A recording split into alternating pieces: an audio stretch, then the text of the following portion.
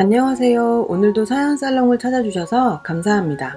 제 나이 11살에 부모님께서 교통사고로 두 분 함께 돌아가셨습니다. 무언가 저를 때린 듯 슬퍼할 겨를도 없이 장례 치르고 형제도 없는 탓에 결혼도 하지 않은 삼촌이 저를 걷어서 키워주셨어요. 저 중학교 1학년 되던 해에 삼촌이 장가를 가면서 제 거처가 문제가 되었었죠. 근데 숙모가 정말 천사 같으신 분이라 여태 저를 딸처럼 키워주셨습니다. 저와 숙모는 너무 죽이 잘 맞아요. 제가 중2 되던 해에 임신하셔서 고등학교 시절엔 동생이 생긴 것도 너무 좋았죠. 숙모와 삼촌과 동생과 보내는 시간이 정말 행복했습니다. 그땐 고맙기만 했는데 커서 세상에 나와보니 숙모와 삼촌이 얼마나 대단한 사람들인지 새삼스레 존경스러웠어요. 제가 제 밑으로 들어가는 저의 양육비라던가 대학 자금 등등을 걱정할 땐 삼촌과 숙모는 저희 부모님께서 물려주신 돈으로 충분하다고 그런 걱정은 하지 말라고 오히려 저를 다독이셨어요. 대학 다닐 때도 삼촌과 숙모께 고마운 마음에 장학금 받으려고 더 열심히 공부했어요. 그렇게 지내다 제가 결혼을 한다고 나섰던 작년 5월, 삼촌이 제게 결혼 준비하기엔 모자랄지도 모르지만 너희 부모님이 물려주신 돈이라며 제게 통장을 한 개 주셨어요.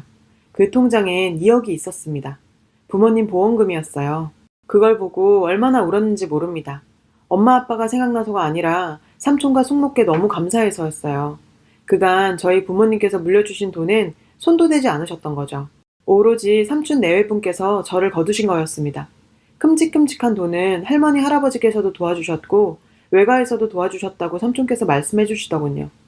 제가 금수도 아니고 어떻게 그 돈을 다 가져오나요? 제가 그동안 모아둔 돈만으로 결혼 자금은 충분하니 이 돈은 삼촌께서 지니고 계셨다가 나중에 정말 저에게 큰일이 생기면 정말 자식이다 생각하고 저를 위해 써달라고 맡겨놓은 상태로 결혼을 했습니다. 저는 올해 33이고 그 사람과 결혼했어요. 연차는 같아도 저는 경력직이고 신랑은 신입이라 입사 동기라고는 해도 제가 선임이나 마찬가지였어요. 물론 연봉도 20% 정도 차이 나요. 저는 꾸준히 10%씩 연봉 인상을 해왔고 신랑은 2번이나 C등급을 받아서 4% 정도밖에 인상을 못한 적이 있어요. 그래서 연봉 차이가 꽤 납니다. 제가 이 회사에 이직을 한 나이가 26살이었고 신랑은 30이었는데 신입이었죠. 임용을 준비하다가 입사를 하게 되었다고 했었어요. 연애를 시작하면서부터 신랑은 계속해서 결혼을 이야기해왔습니다.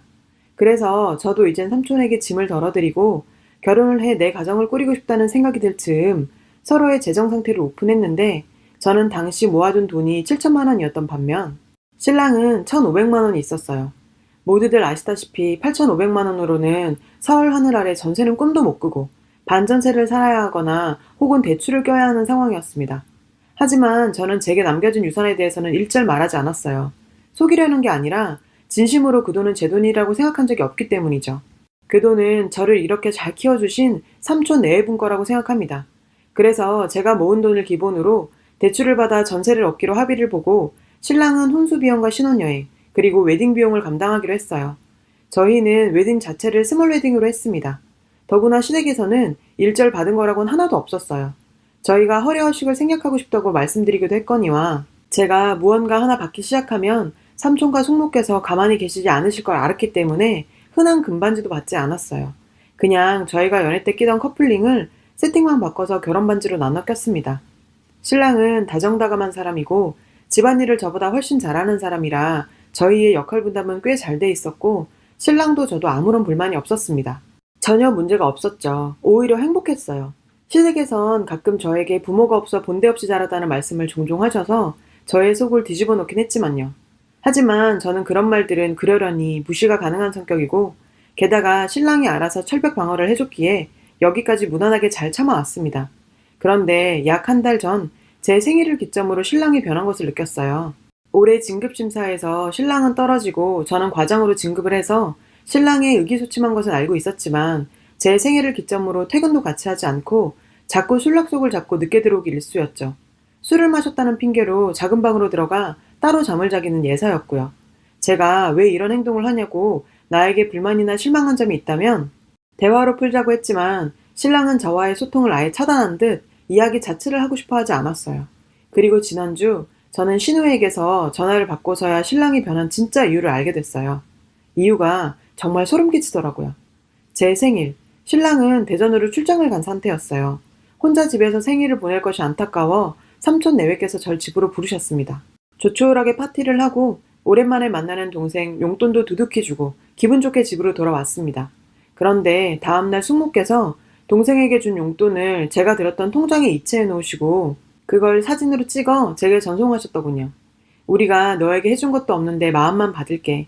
이 돈은 너의 노후를 위해 이렇게 내 마음과 함께 이곳에 보관하겠다. 뭐 이런 간단한 인사말과 함께요. 말할 수 없이 너무 감사했고 왜 그러셨냐. 그 돈은 내 돈이 아니다. 그때도 말씀드렸지만 나는 그 돈을 내 돈이라고 생각해 본 적이 없다. 뭐 이런 얘기들을 했어요. 그때 숙모께서 차라리 대출금을 이 돈으로 해결해라. 그런 내용들을 얘기 나눴어요. 제가 그 돈을 이런 지하에 거절하는 내용의 카톡을 신랑이 봤던 겁니다. 그 뒤로 저에 대한 모든 말이 거짓으로 들리고 그렇게 돈이 많으면서 이자까지 물며 이렇게 좁아 터진 집에서 사는 이유를 모르겠다고 생각했다네요.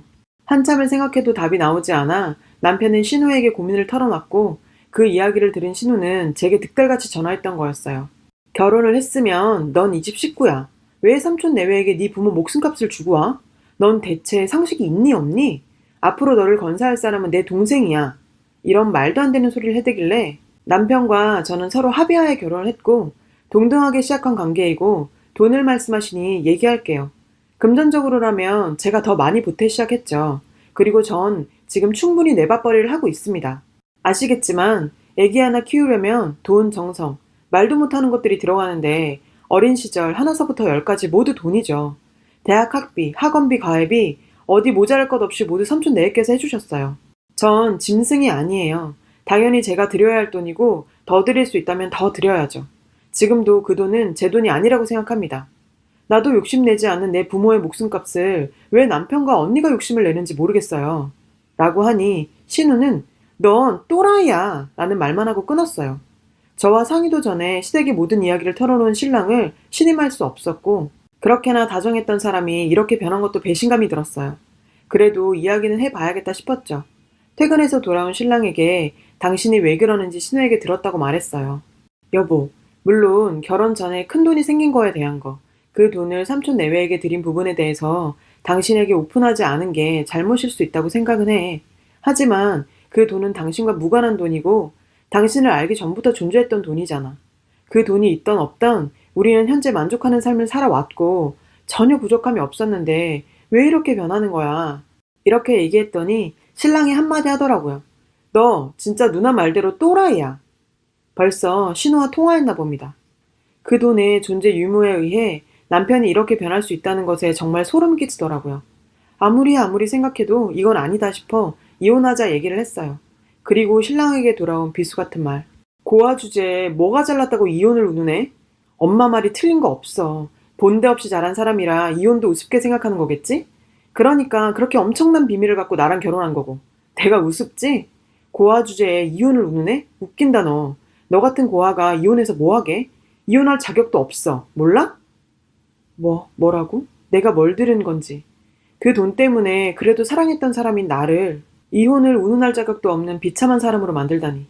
이렇게는 안 되겠다고 생각했습니다. 헤어지게 되더라도 저를 키워주신 우리 삼촌 숙모를 생각해서라도 나를 어떤 마음으로 키우셨는지 너보다 충분히 훌륭하신 분들이고 우리 부모님도 계셨다는 걸 똑바로 각인시키고 헤어져야겠다고 생각했어요. 삼촌과 숙모께 간단히 사정을 말씀드리고 오시라고 부탁했어요. 마음 아파하실 분들이지만 제가 앞으로 더 잘하면 되니까요. 두 분이 헐레벌떡 오셨습니다. 그 모습이 더 슬펐어요. 식탁에 네 사람이 앉았어요. 자기도 양심은 있었는지 삼촌 내외를 보곤 가만히 있더라고요. 당연히 이상한 정적이 흘렀죠. 아무 말 없는 와중에 숙모가 통장을 2개 내밀었습니다. 저도 놀라서 숙모, 이건 뭐예요? 제 마음 아시잖아요. 이러시면 안 돼요. 했더니 삼촌이 그러시더라고요. 예전에 너에게 줬던 2억은 네 부모 목숨값이 맞아. 그리고 이 통장에 들어있는 건 네 부모 유산이야. 우리는 정말 내 새끼라 생각하고 너를 키웠어. 부족했을지 모르겠지만 항상 사랑했고 지금도 그렇지. 이 돈은 정말 큰 돈이라 이 돈이야말로 네가 정말 필요하다는 생각이 들 때 주려고 했어. 지금이 그때인 것 같다. 우리는 네가 어떤 결정을 하던 존중할 거고 우리는 괜찮다는 것만 알아둬라. 라고요. 통장을 열어보니 12억이 있었습니다. 저는 아무 말도 할 수가 없었어요. 저를 키워주신 것만도 감사한데 어떻게 이런 생각을 하실 수 있는지. 저를 키워주신 분들이 이렇게나 훌륭하신 분들인데 말이에요. 정말 제가 이렇게 살 수는 없다는 생각에 확신이 들더군요. 게다가 저 돈이면 저를 키워주신 우리 삼촌 식구들 훨씬 더 여유롭게 살게 해드릴 수 있잖아요. 물론 저도 그렇고요. 옆에 앉아있던 남편의 표정을 보셨어야 하는데 입이 떡 벌어져선 진짜 씁쓸하더라고요. 삼촌과 숙모는 더 말씀 안 하시고 집으로 가셨어요.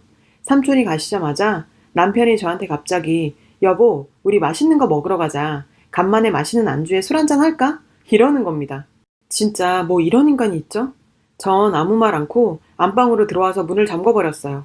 그리고 다음날 시끄러워서 일어나니 남편이 아침을 차리고 있더라고요.